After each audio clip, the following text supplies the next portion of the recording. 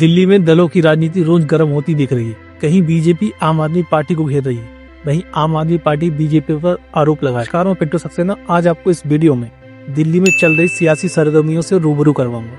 कल केजरीवाल ने अपने विरोधियों पर आरोप लगाते हुए एक्स पर एक पोस्ट लिखा। इस पोस्ट में उन्होंने लिखा कि मेरी विधानसभा में अभी से लोगों ने वोट खरीदने शुरू कर दी। उन्होंने लिखा कि विरोधी खुलेआम 1000 रुपए प्रति वोट कैश दे रहे हैं। जानकारी के लिए बता दूं कि विधानसभा की दिल्ली में 70 सीटें, इन सभी 70 सीटों पर आम आदमी पार्टी अपने प्रत्याशी घोषित कर चुकी है। वहीं इस बार भी आम आदमी पार्टी प्रमुख अरविंद केजरीवाल नई दिल्ली इस विधानसभा सीट से चुनाव लड़ रहे हैं। वहीं दिल्ली की वर्तमान मुख्यमंत्री आजसी दिल्ली की कालकाजी सीट से चुनाव लड़ रही है। वही कालकाजी सीट है जहां पर प्रसिद्ध लोटस टेम्पल और कालकाजी मंदिर स्थित है। इसके अलावा आम आदमी पार्टी के कुछ प्रमुख चेहरे भी हैं जिन्हें अलग अलग सीट से चुनाव मैदान में उतारा गया। इनमें सोमनाथ भारती को मालवीय नगर से चुनाव मैदान में उतारा गया। वहीं सौरभ भारद्वाज को ग्रेटर कैलाश, श्री गोपाल राय को बाबरपुर से, जर्नैल सिंह को तिलक नगर से, सत्येंद्र कुमार को सकूर बस्ती और मुकेश कुमार अहलावत को सुल्तानपुर माजरा से चुनाव मैदान में उतारा गया। बड़ी बात कि मनीष सिसोदिया को जंगपुरा सीट से चुनाव मैदान में इस बार उतारा गया। पिछली बार मनीष सिसोदिया पड़पड़गंज सीट से चुनाव लड़े। सीट पर 3 बार विधायक भी रह चुके, लेकिन उन्होंने पिछली बार इस सीट पर बहुत कम अंतर से जीत हासिल की थी। पड़पड़गंज सीट का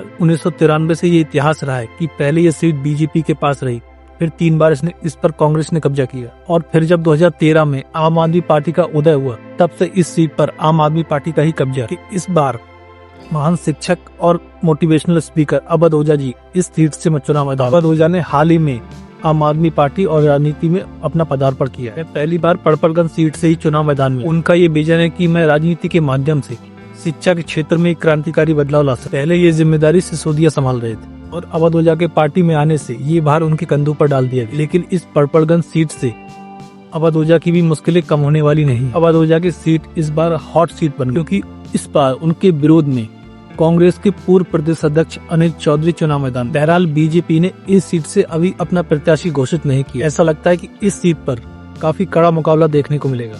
आम आदमी पार्टी ने इस बार मुस्लिम समुदाय से 5 प्रत्याशी चुनाव मैदान में उतारे।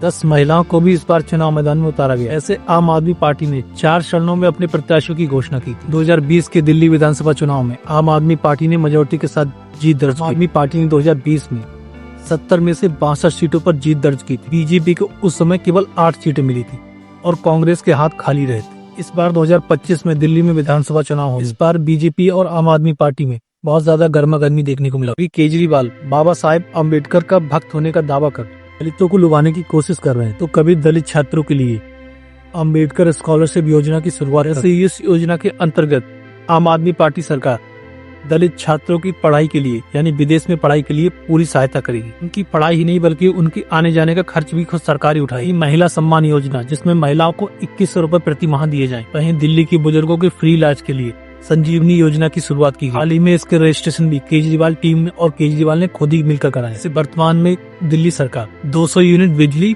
पानी और शिक्षा, स्वास्थ्य सब फ्री हुई। कल केजरीवाल ने 24 घंटे नल से फ्री पानी देने की बात भी कही। जैसा कि आप इस तस्वीर में देख सकते हैं कि केजरीवाल लोगों के घर जाकर खुद ही टोटी से हाथ लगाकर पानी पी रहे हैं, और इस तरह की इमेज को कैप्शन दिया जा रहा है कि अब आरओ की जरूरत नहीं। आम आदमी पार्टी की सरकार इस फ्री की रेबड़ी बांट रही है और हवाला ये दिया जा रहा है कि सरकार फिजूल खर्ची नहीं कर। असल में देखा जाए तो ये राजनीतिक रोटियां सेकने की बिसात ही बिछाई जाए। केजरीवाल को डर है कि इस बार सत्ता हाथ से निकलना। इसकी सबसे बड़ी वजह है शराब घोटाला। इसको लेकर बीजेपी और आम आदमी पार्टी के आईटी सेल और नेताओं की जुबान में एक दूसरे के विरोधी स्वर देखने को मिल रहे हैं। दिल्ली की सियासत के बारे में आपका क्या सोचना है? आप भर भर के कमेंट कर सकते हैं।